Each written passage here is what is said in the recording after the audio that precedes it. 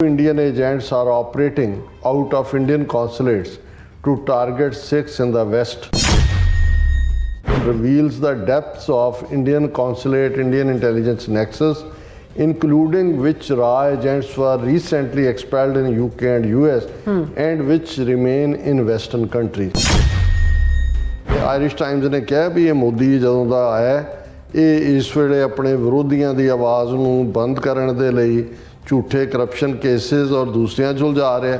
ਫਿਰ ਉਹਨਾਂ ਨੇ ਦੋ ਕੇਸਾਂ ਦਾ ਜ਼ਿਕਰ ਕੀਤਾ ਆਇਰਿਸ਼ ਟਾਈਮਜ਼ ਨੇ, the arrest of Kejriwal and freezing of bank accounts of opposition Congress.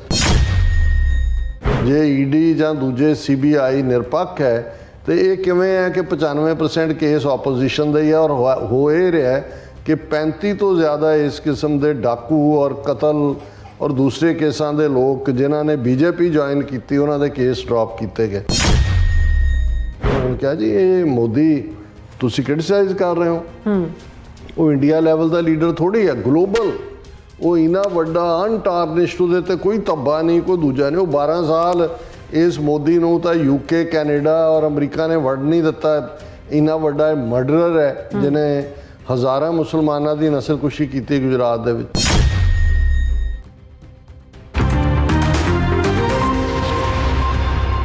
Viewers welcome back to program. So viewers ਗੱਲਬਾਤ ਕਰਨ ਜਾ ਰਹੇ ਹਾਂ ਕਿ ਦੁਨੀਆ ਭਰ ਦੀਆਂ ਭਾਰਤੀ ਐਮਬੈਸੀਆਂ ਤੇ ਕੌਂਸਲੇਟ ਇਸ ਵੇਲੇ RSS ਦੇ ਆਊਟਲੈਟ ਬਣੇ ਹੋਏ ਨੇ ਜਿੱਥੋਂ ਡਾਇਸਪੋਰਾ ਸਿੱਖਾਂ ਨੂੰ ਨਿਸ਼ਾਨਾ ਬਣਾਇਆ ਜਾ ਰਿਹਾ। ਸੋ ਇਸ ਬਾਰੇ ਆਪਾਂ ਗੱਲਬਾਤ ਕਰਨ ਜਾ ਰਹੇ ਹਾਂ। ਸੋ ਅਸੀਂ ਚਾਹਾਂਗੇ ਕਿ ਤੁਸੀਂ ਇਸੇ ਤਰ੍ਹਾਂ ਬਣੇ ਰਹਿਣਾ। ਦੇਖਣ ਸੁਣ ਲਈ ਐਂਡ ਲਿਖਣ ਲਈ ਤੁਹਾਡਾ ਸਭ ਦਾ ਬਹੁਤ ਬਹੁਤ ਧੰਨਵਾਦ ਜੀ। ਡਾਕਟਰ ਸਾਹਿਬ ਕੀ ਕਹਿਣਾ ਚਾਹੋਗੇ?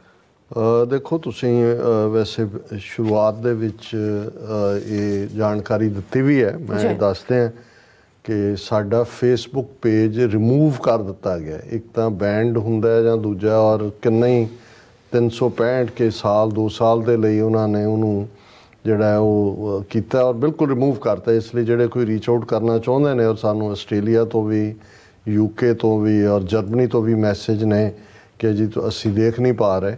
ਸੋ ਇਹਦੇ 'ਤੇ ਸਾਡਾ ਕੰਟਰੋਲ ਨਹੀਂ ਹੈ ਕਿਉਂਕਿ ਅਲਟੀਮੇਟਲੀ ਪਹਿਲਾਂ ਹੀ ਸਾਨੂੰ ਬਹੁਤ ਰੈਸਟ੍ਰਿਕਟ ਕੀਤਾ ਹੋਇਆ ਸੀ। ਬਹੁਤ ਭਾਰਤ ਦੇ ਵਿੱਚ ਤਾਂ ਬੈਨ ਹੀ ਸੀ ਪਰ ਬਾਹਰ ਸੀ ਚੱਲਦਾ। ਹੁਣ ਉਹਨਾਂ ਨੇ ਕਮਿਊਨਿਟੀ ਗਾਈਡਲਾਈਨ ਫਲਾਉਟ ਕਰਨ ਦੇ ਨਾਂ ਥੱਲੇ ਪੱਕੇ ਤੌਰ ਤੇ ਉਹਨੂੰ ਰਿਮੂਵ ਕਰਤਾ ਲੱਗਦਾ ਹੈ। ਅਸੀਂ ਦੇਖਾਂਗੇ ਕਿ ਕਿਵੇਂ ਕੋਈ ਹੋਰ ID ਦੇ ਥੱਲੇ ਅਸੀਂ ਕੀ ਕਰ ਸਕਦੇ ਹਾਂ। ਪਰ ਅਸੀਂ ਇਹ ਬੇਨਤੀ ਕਰਾਂਗੇ ਆਪਣੇ ਬਾਕੀ ਜਿਹੜੇ ਸਾਡੇ YouTube ਤੇ ਜੁੜੇ ਹੋਏ ਵੀਰ ਭੈਣਾਂ ਨੇ ਕਿ ਉਹ ਵੀ ਆਪਣੇ ਹਲਕਿਆਂ ਦੇ ਵਿੱਚ ਇਸ ਨੂੰ ਪ੍ਰਚਾਰੋ ਵੱਧ ਤੋਂ ਵੱਧ ਕਿ ਉਹ YouTube ਤੇ ਆਉਣ।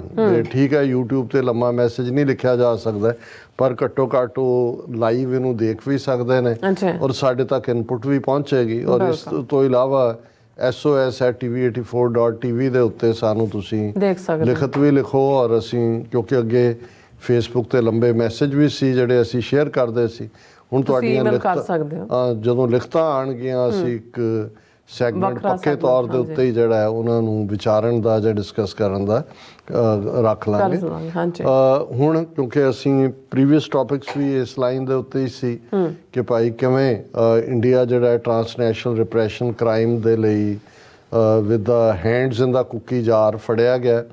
ਕੈਨੇਡਾ ਅਮਰੀਕਾ ਨੇ ਤਾਂ ਫੜਿਆ ਹੀ ਸੀ। ਈਵਨ ਦਾ ਗਾਰਡੀਅਨ ਦੀ ਸਟੋਰੀ ਨੇ ਜਦੋਂ ਪਾਕਿਸਤਾਨ ਦੇ ਵਿੱਚ ਪਿਛਲੇ 2 ਸਾਲ ਤੋਂ ਚੱਲ ਰਿਹਾ ਉਹਨਾਂ ਦਾ ਇਹ ਕਿਲਿੰਗ ਸਪਰੀ ਜਿਹਦੇ 'ਚ 2 ਦਰਜਨ ਤੋਂ ਜ਼ਿਆਦਾ ਕਸ਼ਮੀਰੀ ਔਰ ਸਿੱਖ ਐਕਟਿਵਿਸਟ ਮਾਰੇ ਗਏ।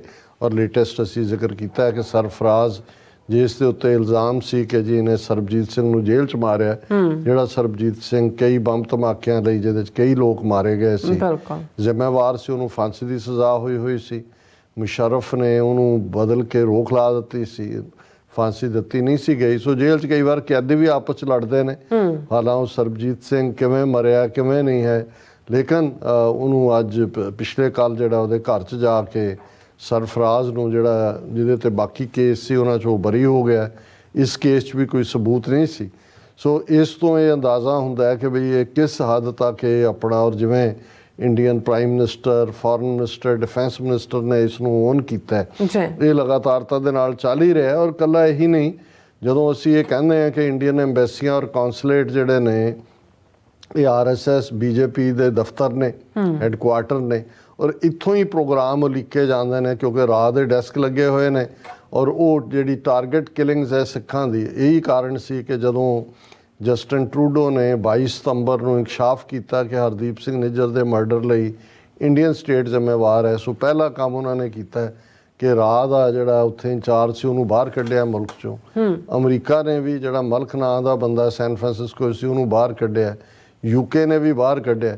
ਸੋ ਇਸ ਸਾਰੇ ਦੇ ਚਲਦਿਆਂ ਇੱਕ ਪੂਰੀ ਡੀਟੇਲ ਇਸ ਦੇ ਉੱਤੇ ਇਨਵੈਸਟੀਗੇਟਿਵ ਰਿਪੋਰਟ ਜਿਹੜੀ ਬਾਜ਼ ਪਬਲੀਕੇਸ਼ਨ ਦੀ ਸੀ, how Indian agents are operating out of Indian consulates to target Sikhs in the West.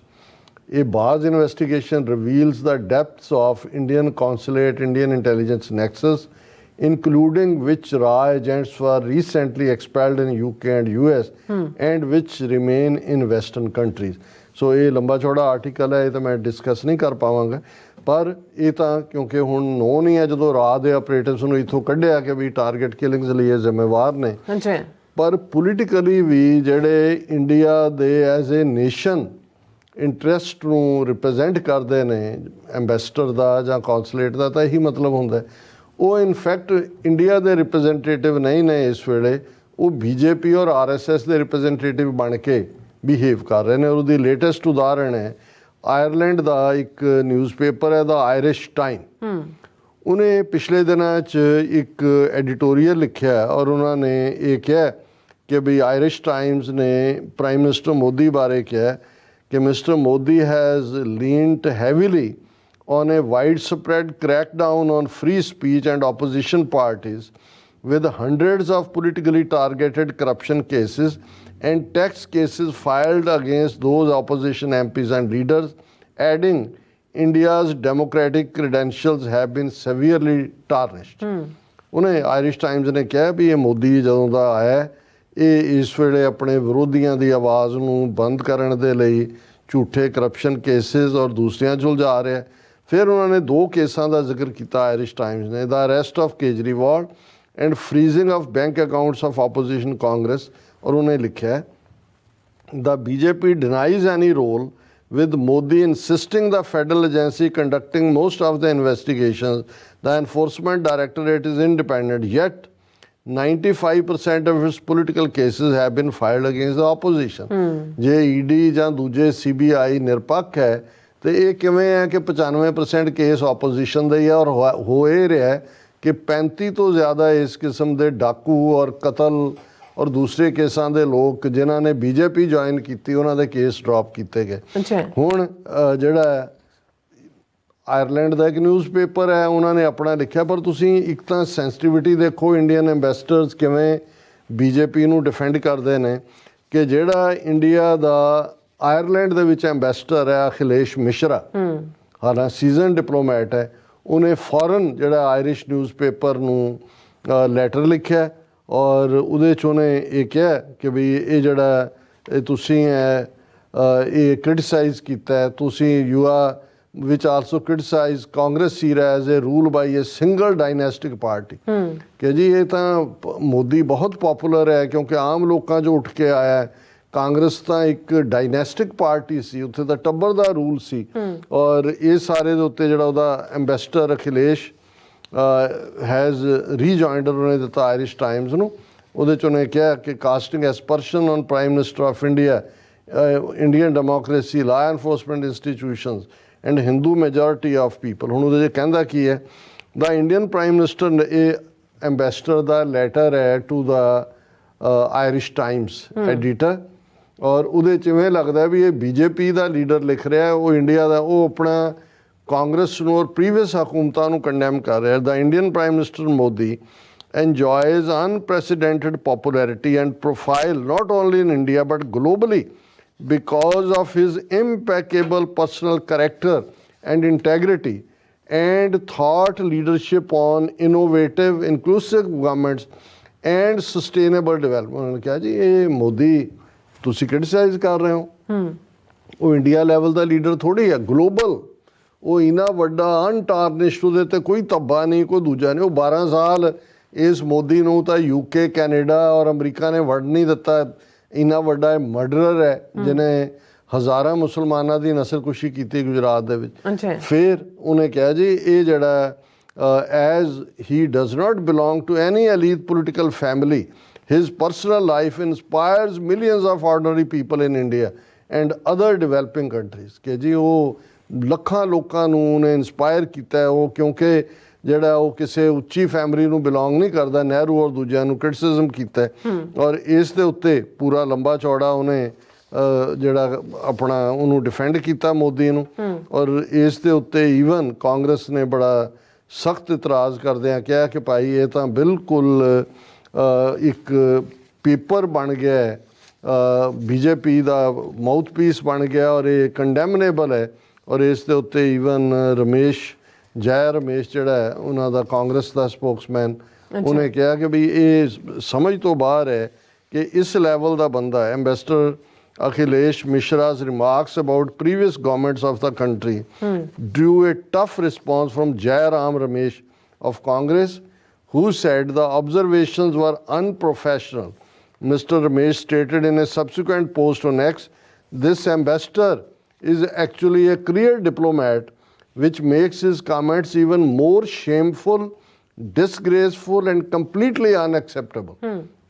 He has actually breached service rules and should be sacked right away.